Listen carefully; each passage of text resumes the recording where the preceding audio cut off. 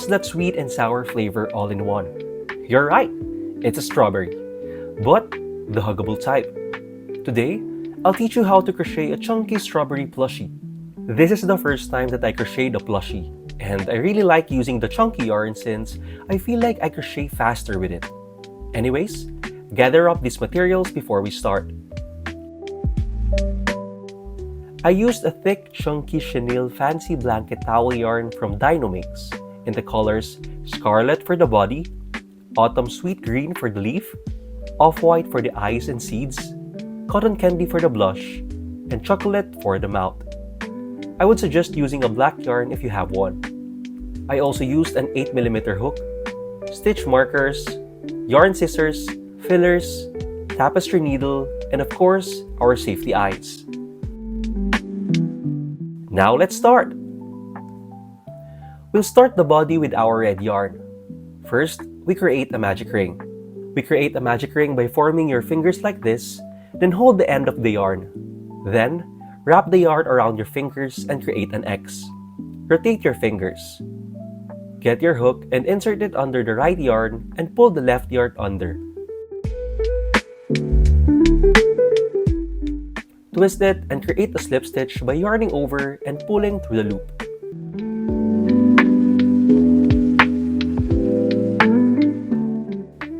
For our first row, we'll create 8 single crochets inside the magic ring.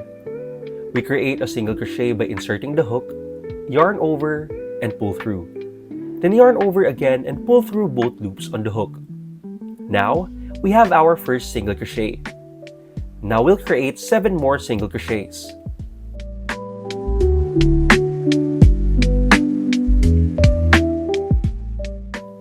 Now that we have 8 single crochets, pull the tail to close your ring.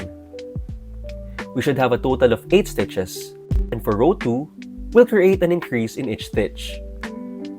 We create an increase by making 2 single crochet in 1 stitch. So our first single crochet. Don't forget to put a stitch marker on your first stitch. Then another single crochet on the same stitch. So now, we have 2 single crochets, and that's our first increase. Continue making an increase on each stitch. We should have a total of 16 stitches at the end of our second row. For the third row, we create 1 single crochet, then 1 increase. So a single crochet on the first stitch,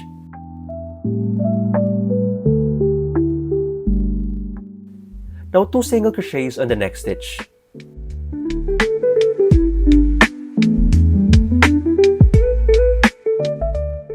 And that's our first round. Do this until the end of the row. 1 single crochet, then 1 increase. We should have 24 stitches at the end of our third row. For row 4 and row 5, we'll create a single crochet in each stitch. So we should have 24 stitches at the end of our 5th row. For our 6th row, we create 2 single crochets and 1 increase. So a single crochet on the first stitch, then another single crochet on the next stitch. Now 1 increase. Create 1 single crochet, then another single crochet on the same stitch. And that's our first round. Repeat this until the end of our 6th row. 2 single crochets and 1 increase. We should have a total of 32 stitches in our 6th row. For our 7th row, we'll create a single crochet in each stitch. So, we should have a total of 32 stitches at the end of our 7th row.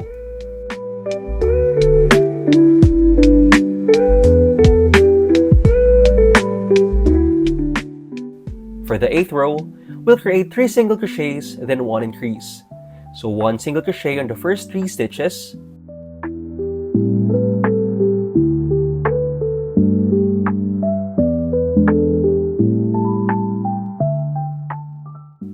then an increase. Repeat this pattern until the end of the 8th row. 3 single crochets, then 1 increase. We should have a total of 40 stitches in our 8th row. For row 9 and row 10, we'll create a single crochet in each stitch. So we should have a total of 40 stitches at the end of our 10th row. For our 11th row, we'll create 4 single crochets then 1 increase. So a single crochet on the first 4 stitches,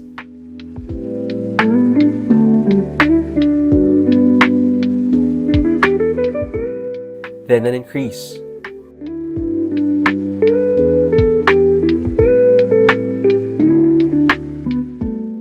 Repeat this pattern until the end of the 11th row. 4 single crochet, then 1 increase. We should have a total of 48 stitches in our 11th row. For our row 12, we'll create a single crochet in each stitch. So we should have a total of 48 stitches at the end of our 12th row. For our 13th row, we'll create 5 single crochets, then 1 increase. So a single crochet on the first 5 stitches,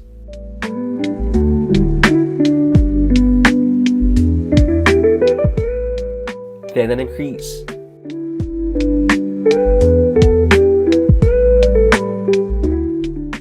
Repeat this pattern until the end of the 13th row.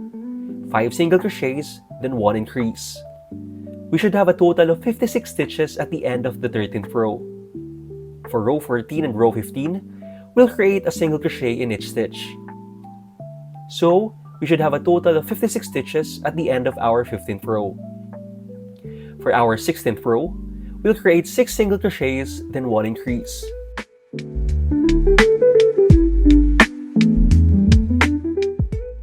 So a single crochet on the first 6 stitches,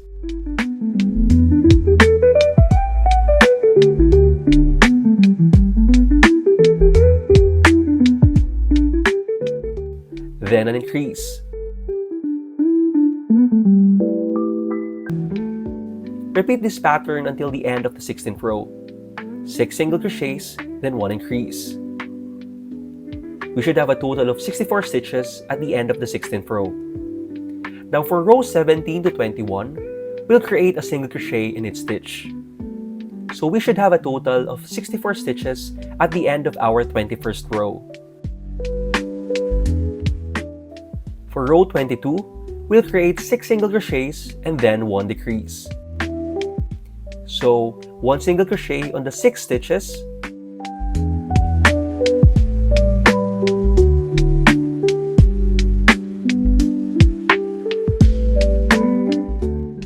then a decrease. We create a decrease by inserting your hook on the front loop of the stitch, then on the front loop of the next stitch, yarn over and pull through. Then yarn over and pull through both loops. Continue this pattern until the end of the row. 6 single crochets and 1 decrease.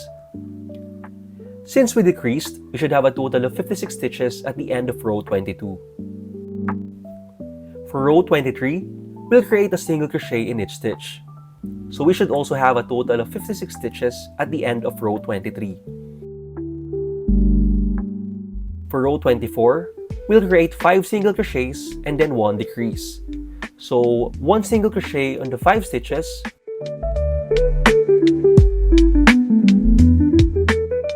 then a decrease. Continue this pattern until the end of the row. 5 single crochets and 1 decrease. We should have a total of 48 stitches at the end of row 24. For row 25, we'll create 4 single crochets and then 1 decrease. So 1 single crochet on the 4 stitches, then a decrease.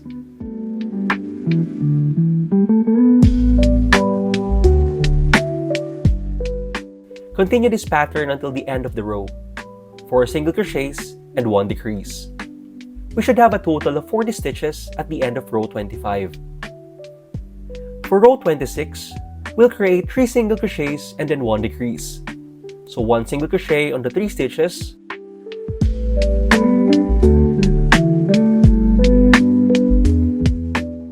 then a decrease.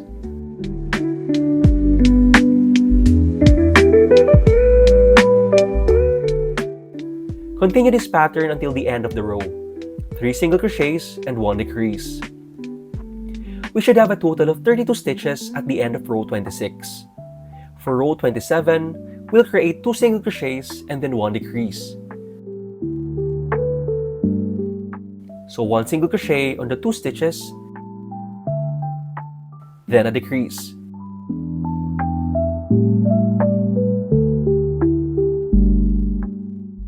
Continue this pattern until the end of the row. 2 single crochets and 1 decrease. We should have a total of 24 stitches at the end of row 27. Before we continue, this is a good time to put the eyes of our plushie. If you will not put a face, it's fine if you don't put the eyes. But for those who would like to put eyes on it, all you have to do is to choose a side that will be the face of your strawberry. Now decide where to put the eyes. For reference, I put mine between row 16 and row 17.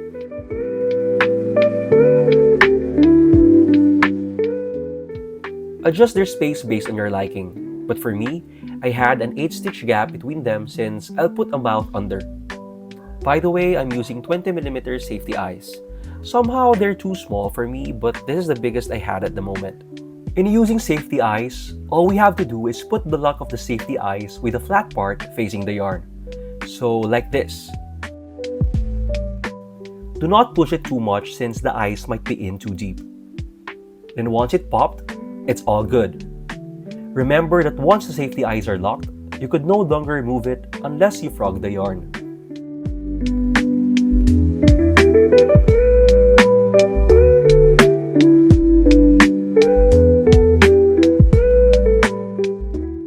After putting on the eyes, it's time to put in the stuffing. Stuff based on your own liking, but just enough that it feels like a plushie to you.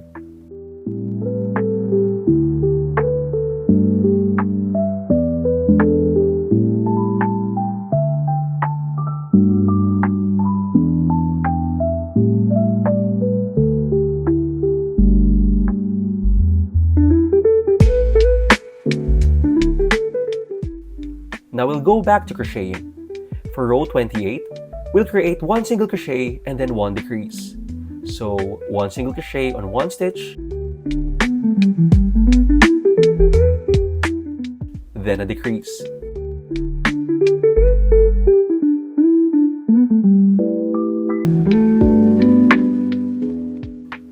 Continue this pattern until the end of the row. 1 single crochet and 1 decrease. We should have a total of 16 stitches for row 28. Lastly, for row 29, we'll create a decrease until able to close the remaining hole.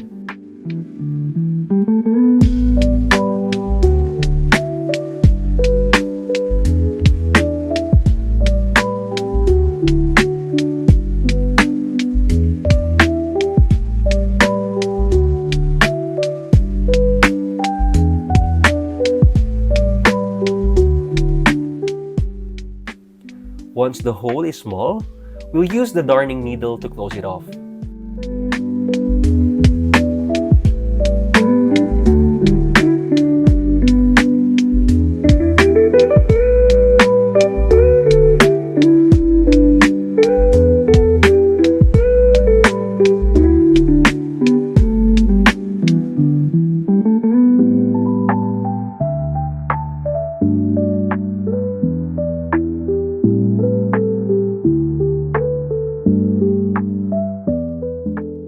Once done, fasten off and cut your yarn.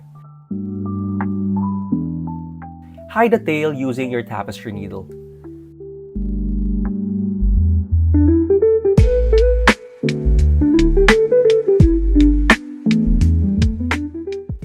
And there you have the body of your strawberry.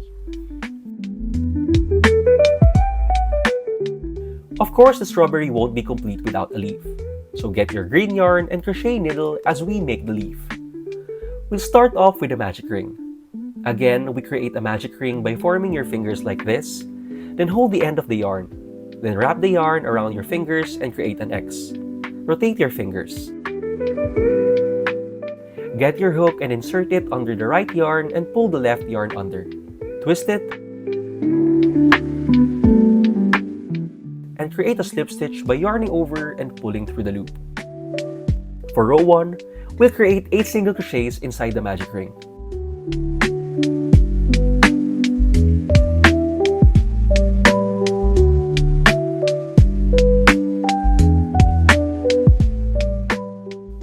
Now that we have 8 single crochet, pull the tail to close the ring.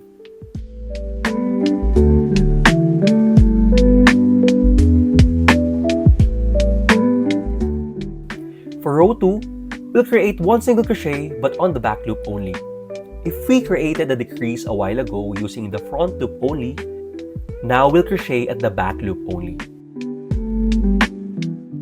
So create 1 single crochet in each back loop stitch.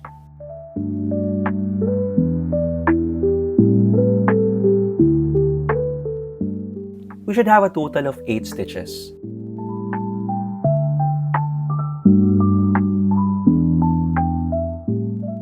For row 3 to row 5, we'll create 1 single crochet in each stitch. We'll create a normal single crochet, no back loops or front loops. We should also have a total of 8 stitches at the end of row 5.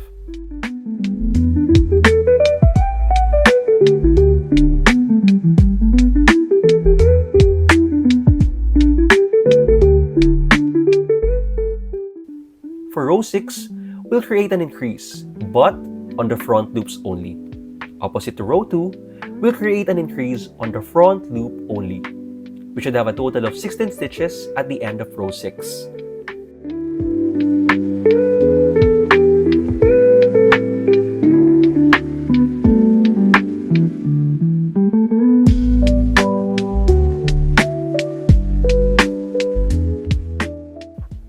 Now here's the tricky part. First, we chain 10. We make a chain by yarning over and pulling through the loop.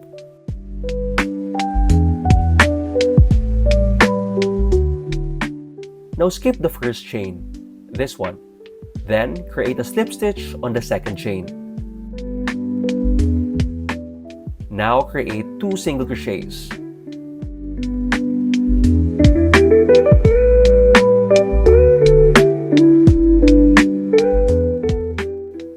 Then 3 half double crochets. We create a half double crochet by wrapping our hook, insert the hook into the stitch, yarn over and pull through. Now we'll yarn over and pull through all 3 loops.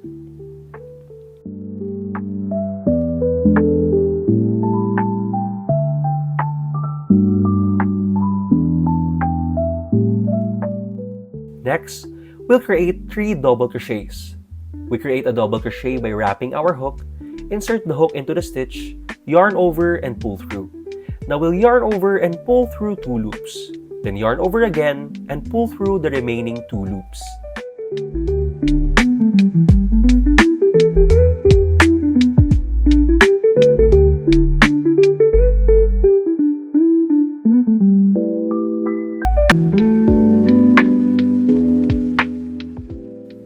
Now skip 2 stitches in our row 6. Then slip stitch. Then we'll repeat again from our chain 10. So chain 10, slip stitch on the second chain, 2 single crochets, 3 half double crochets, 3 double crochets, skip 2 stitches in row 6, then slip stitch and repeat. I was able to create 5 leaves, but I don't get why. In all honesty, I relied with the vibe since I somehow adjusted the pattern for the leaf. But if you have 5 or 6 leaves, you don't need to worry. Now that we're done with our last leaf, we'll create a single crochet around our work. So, 1 single crochet in every stitch around.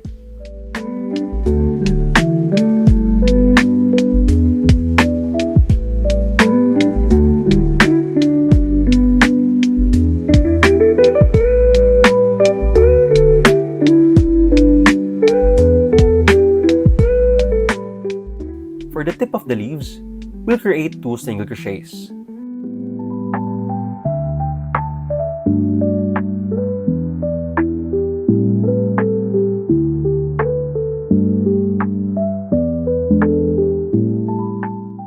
And then for each of the corners, we'll create a slip stitch. And then continue making 1 single crochet. In the end, slip stitch on the first single crochet, then cut a long tail before fastening off.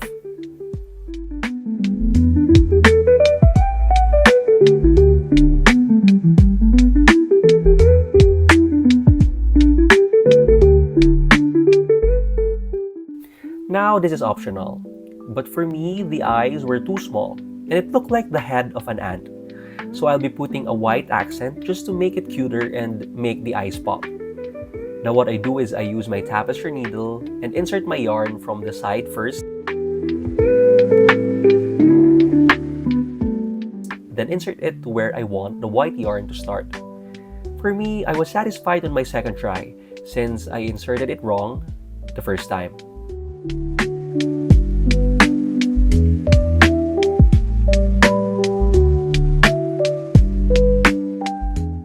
So, insert above the safety eyes a little near the middle, since once you pull the yarn, it will adjust to the side.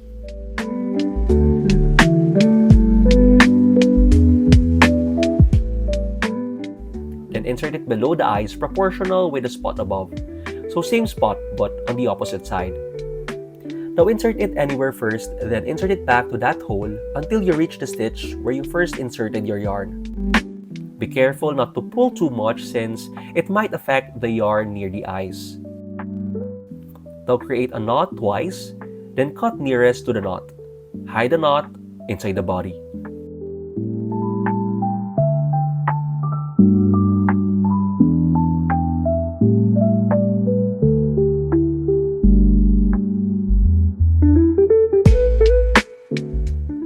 Do the same with the left eye.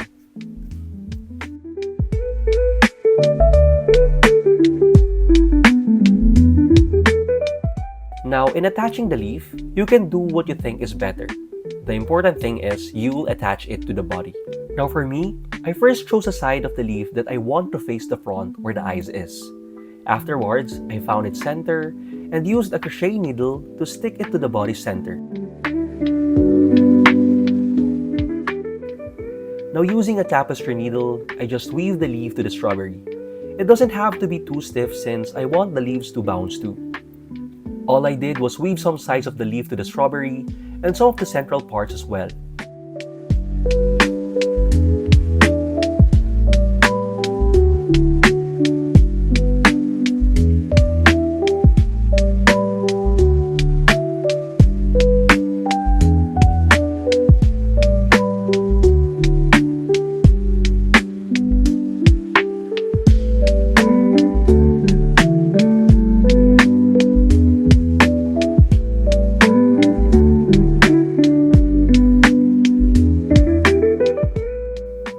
Once you're satisfied with how the leaf is attached, knot your yarn to put it in place.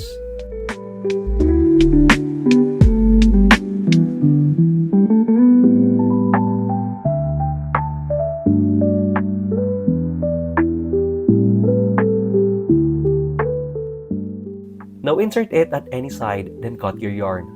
Hide your yarn inside the strawberry.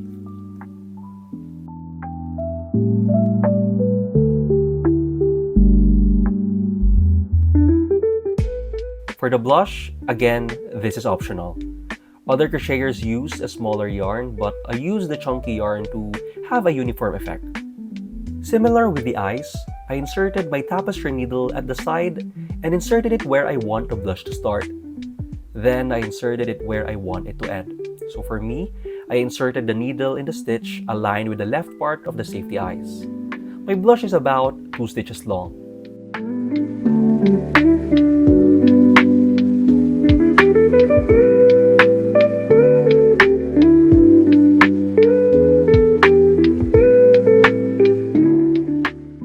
To make it thicker, I ran another round of the blush, then adjusted it.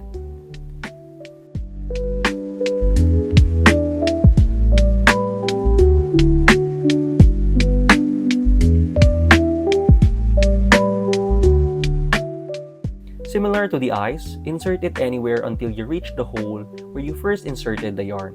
Create a knot, then cut your yarn and hide it inside the strawberry.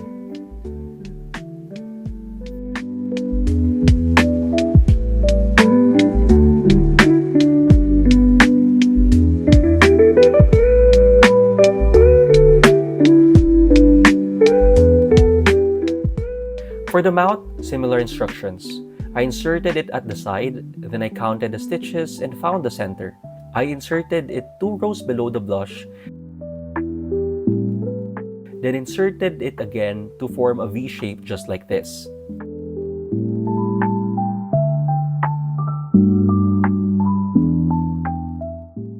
Both lines have a 2-stitch gap. Be careful in pulling again since it might make the yarn look thinner if you pull too much. Now insert it back to the hole where you first inserted the yarn.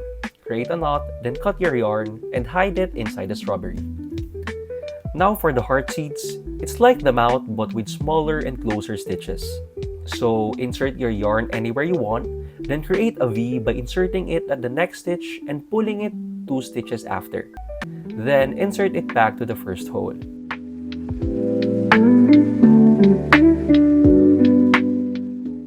So for this one, it depends on you where you want to place them, but be sure to not make it too crowded, just enough to have seeds wherever it faces. Also, don't put too much on the side of the face so that it is still recognizable that it's the face. End it by creating a knot, cut the yarn, and hide it inside the strawberry.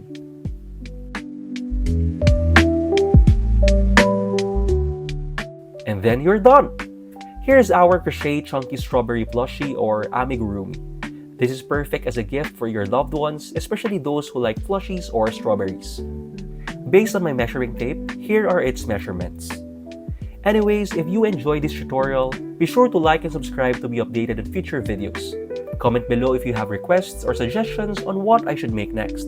See you in my next tutorial. Bye!